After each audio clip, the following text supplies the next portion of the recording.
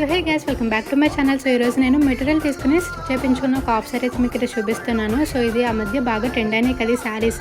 So నేను కూడా dress కుట్టించుకుందామని చెప్పి తీసుకున్నా. బట్ నాకు డ్రెస్ కన్నా హాఫ్ సారీ అయితే ఇంకా బాగుంటుందని చెప్పి హాఫ్ సారీ కింద అయితే స్టైల్ చేయించాను అనమాట. లెహంగా నాకు 5 మీటర్స్ పడింది, బ్లౌజ్ వచ్చేసి నాకు 1 మీటర్ పడింది. హ్యాండ్స్ వచ్చి నేను లైనింగ్ వేయించలేదు, ఎల్బో హ్యాండ్స్ పెట్టించి ప్యాన్ వేయించా, బ్యాక్ సైడ్ ఏమో థ్రెడ్స్ పెట్టించాను అనమాట.